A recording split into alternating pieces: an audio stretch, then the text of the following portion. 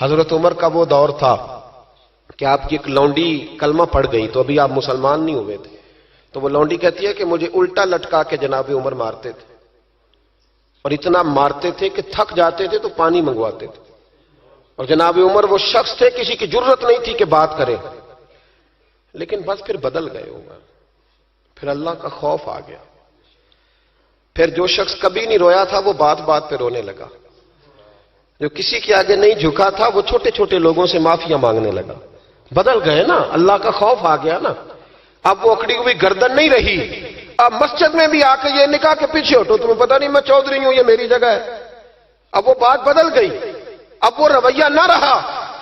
حضرت عمر فاروق رضی اللہ تعالیٰ عنہ، اور اس وقت تو ایک قبیلے کے سربراہ تھے نا، صرف ایک قبیلے کے، اور جب فاروق اعظم بدل گئے تو 24 لاکھ مربع میل کے حکمران، 24 لاکھ مربع میل کا واحد حکمران، اور جب کیسر و کسرا جیسے بادشاہ عمر کو بلائیں تو عمر کہیں جاؤ دوڑ جاؤ، میرے پاس ٹائم نہیں۔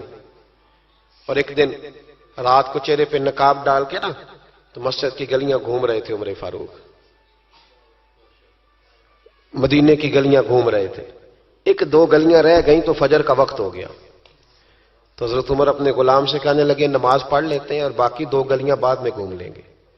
حضرت عمر نے امامت کرائی تو نقاب اسی طرح چہرے پہ، ایک گلی سے گزر رہے تھے تو ایک بوڑھی اماں بیٹھی ہے خیمے میں، بوڑھی کچھ چہرے سے پریشان لگتی ہے، تو حضرت عمر غلام سے کہنے لگے اسے پوچھو کیوں پریشان ہے، ہمارا تو اپنا ابا پریشان رہتا ہے ہم پوچھتے نہیں، ہم نہیں پوچھتے، ہماری اپنی اماں روتی رہتی ہے کہ چلو 2 گھڑیاں رات کو آ کے بیٹھے گا میرے پاس، لیکن وہ آتا ہے 2 درجن کنوں لے کے اور سیدھا اپنے کمرے میں جاتا ہے اور بیگم صاحبہ سے کہتا ہے کہ یہ 6 اماں کو بھی دے آؤں، اس نے کون سا کھانے ہیں، تو وہ پلیٹ میں لے کے آتی ہے، پھر ماں کا دل ٹوٹتا ہے کہ یہ کمائی تو میری تھی، یہ تو بوٹا میں نے پالا تھا، لیکن یہ کس بیوپاری کے ہاتھ چڑھ گیا، ہم تو اپنے ماں باپ کو ٹائم نہیں دیتے، لیکن جب لوگ اللہ سے ڈرتے تھے رویہ کیا تھا۔ حضرت عمر فاروق رضی اللہ تعالیٰ عنہ خادم سے کہنے لگے بوڑھی سے پوچھو، تو پوچھا اماں السلام علیکم، وعلیکم السلام، اماں کیا بات ہے، تو اماں کہنے لگی جاؤ دوڑو، تمہیں کیوں بتاؤں، دیہات کی سیدھی سادی بی بی، جاؤ بھاگ جاؤ۔ کہا نہیں اماں مہربانی کرو اندر تو آنے دو، بڑی منت کے بعد اماں مانی۔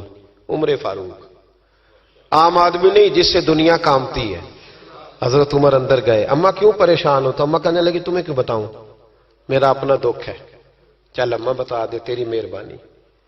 تو اماں کہنے لگی میں ایک بیوہ ہوں، بے اولاد ہوں، کوئی میرا سہارا نہیں، مجھے عمر فاروق سے بڑی شکایت ہے، میرے اوپر 25 دینار کا قرضہ چڑھ گیا ہے اور 3 دن ہو گئے میں نے روٹی نہیں کھائی، اور عمر نے میری خبر نہیں لی۔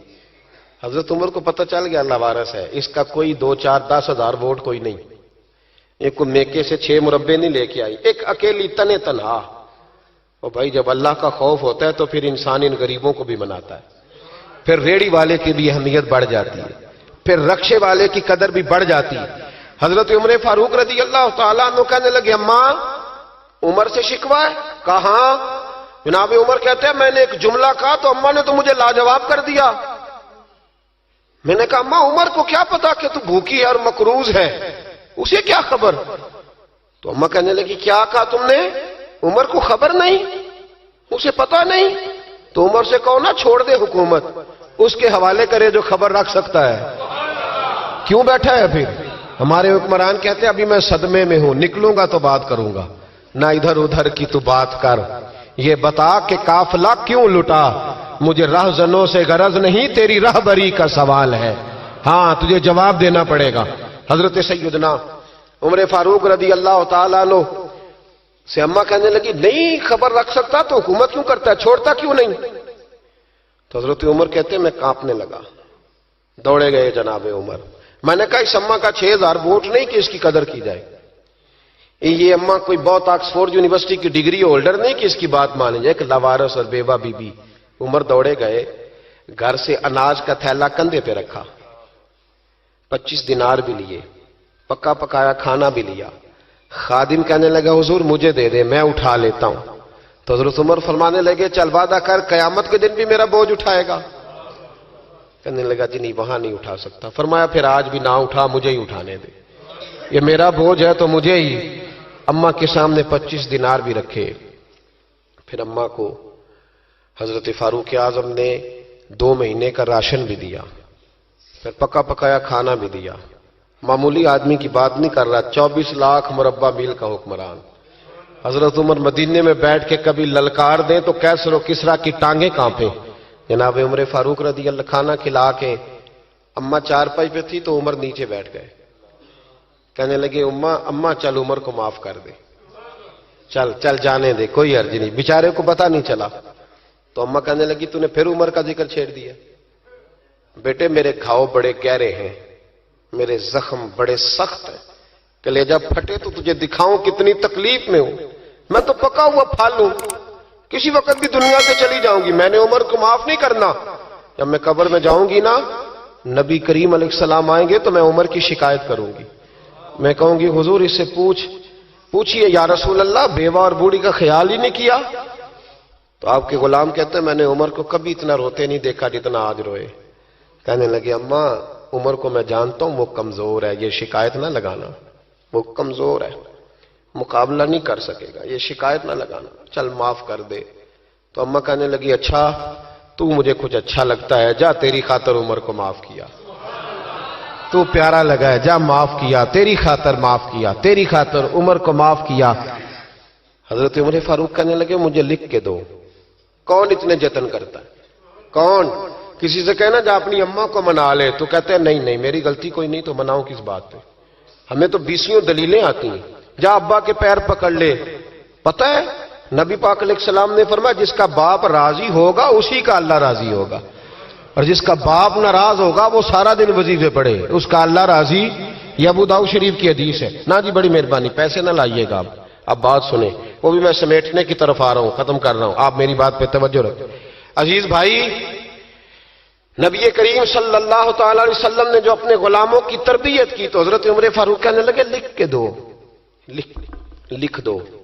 تو اماں کہنے لگی آپ لکھیں میں سائن کر دیتی ہوں, آپ لکھ دیں میں سائن کرتی ہوں. حضرت عمر نے لکھا فلاں بنت فلاں کو عمر سے شکایت تھی, پھر انہوں نے عمر کو معاف کر دیا. اماں سائن کرنے ہی لگی تھی کہ مولا علی شیر خدا آ گئے, حضرت عبداللہ ابن مسعود آ گئے. اوہو عمر یہاں بیٹھے ہوئے ہو, میں سارے مدینے میں تلاش کر رہا تھا, یہاں بیٹھے ہو, وہ کچھ لوگ ملنے آئے, نکلو. اماں نے سنا کہ یہ عمر تھے تو اماں اٹھ کے کھڑی ہو گئی. آئے ہائے عمر تھے, آپ عمر تھے. تو جناب عمر کہنے لگے اماں تو نے جو کہا ٹھیک کہا, لیکن اپنے وعدے پہ قائم رہا, یہ ذرا سائن کر دے. اماں نے سائن کیے. تو حضرت عمر فاروق فرمانے لگے علی آ گئے ہو تو بطور گواہ تم بھی دستخط کر دو, عبداللہ ابن مسعود تم بھی بطور گواہ جب سائن ہوئے تو جناب عمر نے رکا لپیٹا اور مولا علی شیر خدا سے فرمانے لگے علی یہ رکھ لو, مجھے لگتا ہے میں تم سے پہلے دنیا سے جاؤں گا, اور جب میں پردہ کر جاؤں نا تو یہ رکا میرے کفن میں رکھ دینا. اگر حضور علیہ السلام نے پوچھا نا میری امت کے ساتھ کیا سلوک کر کے آئے ہو, تو رکا نکال کے کہوں گا یا رسول اللہ ایک بوڑھی ناراض تھی میں اسے بھی راضی کر کے آیا, حضور یہ میں راضی. بھائی جب تک ہم اللہ سے نہیں ڈرتے معاشرہ اصلاح پذیر نہیں ہو سکتا. جب تک یہ وظیفہ پک نہیں جاتا کہ اللہ میرے ساتھ ہے اور اللہ مجھے دیکھ رہا ہے, تب تک حالات بہتر نہیں ہو سکتے. جب انسان یہ وظیفہ پکا لیتا ہے تو پھر چونٹی پہ بھی ظلم نہیں کرتا, پھر وہ گدھے کو ڈنڈا مارتے ہوئے بھی سوچتا ہے. پھر میرے بھائی وہ پھر احساس کرتا ہے کہ جانور کی وجہ سے ہی نہ قیامت میں پوچھ لیا جائے.